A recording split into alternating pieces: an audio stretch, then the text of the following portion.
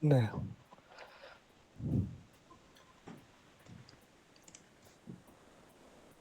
Ya,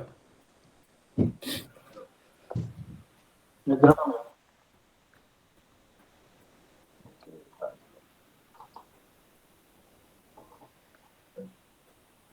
Udah mulai?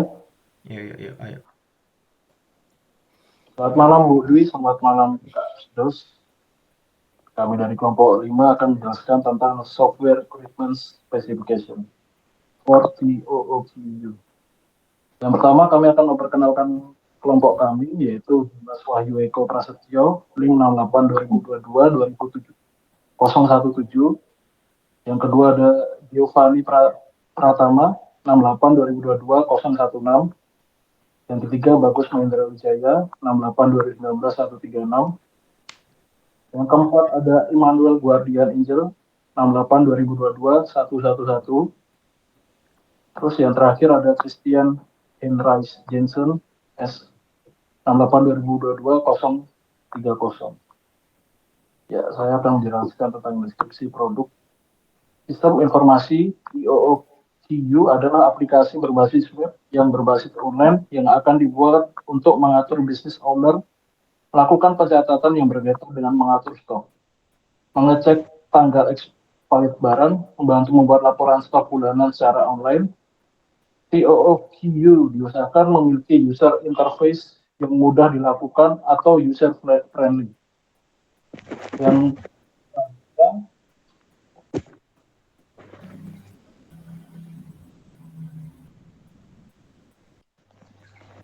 yang selanjutnya adalah fungsi produk.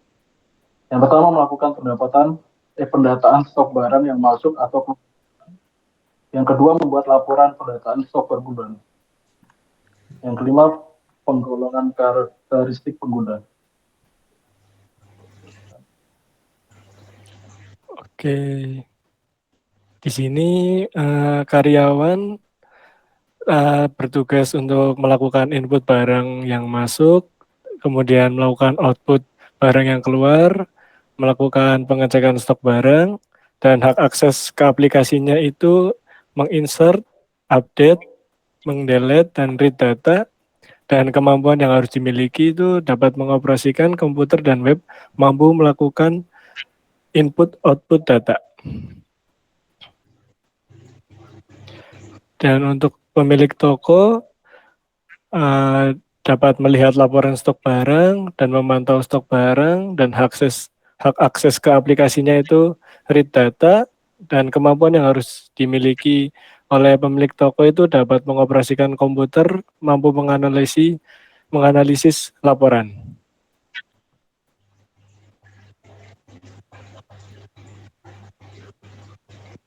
Yang selanjutnya kebutuhan fungsional. Yang pertama fitur login. Sebelum sistem dapat digunakan, pengguna perlu untuk mengakses fitur login. Fitur ini berfungsi untuk memverifikasi data login user dan menjaga data tetap terjaga dengan baik. Yang kedua, fitur pengaturan stok. Di dalam fitur ini, karyawan dapat melakukan penambahan barang baru ke gudang di menu stok atau mengurangi stok barang. Yang ketiga, fitur membuat laporan. Di dalam fitur ini berisi dengan laporan stok atau laporan masuk keluarnya stok barang dari gudang selama 1 bulan. Hanya owner yang dapat mengakses dan mendownload laporan di fitur ini.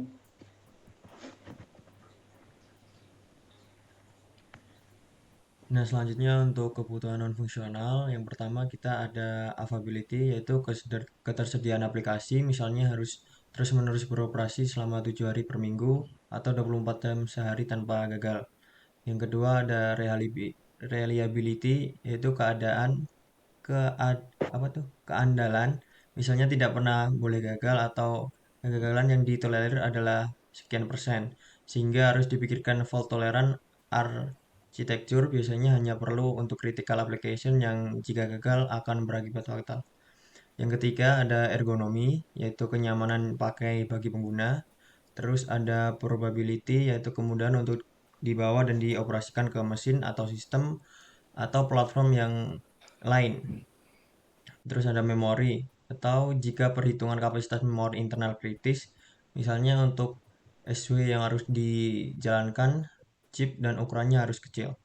Yang kelima ada response time, yaitu batasan waktu yang harus dipenuhi. Sangat penting untuk aplikasi real time, contoh aplikasi harus menampilkan hasil dalam 4 detik atau ATM harus menarik kembali kartu yang tidak diambil dalam waktu 3 menit.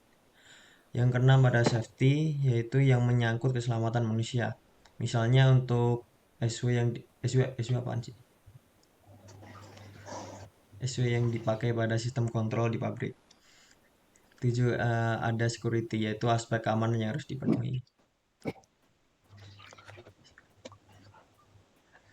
Terus kita ada contoh user interface-nya untuk toko ini, yaitu di sini ada tombol login. Terus yang kita di sini UI-nya itu langsung itu apa sih namanya? Langsung ke tombol, langsung ke menu ya, langsung. Jadi nggak terlalu ribet untuk UI-nya. Nggak harus banyak-banyak halaman gitu. Jadi untuk login langsung bisa dari halaman utama, dan juga di bawahnya itu ada tombol untuk tambah stok barang atau tambah apa nama barang atau barang yang ingin diinput ke situ. Nah, untuk interface laporannya belum ada di sini, jadi untuk sekarang itu aja. Next, silakan. Dan ini usage-nya di sini ada karyawan yang bisa mengelola barang. Mengelola barang ini antara lain input barang yang masuk, output barang yang keluar, mengecek stok barang, dan membuat laporan stok barang untuk karyawan. Terus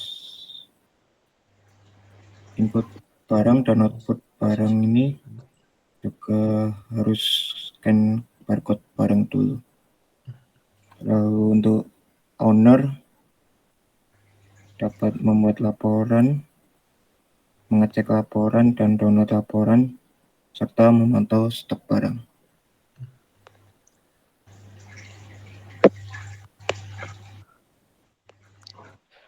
Oke. Sekian, terima kasih. Ya udah gitu aja.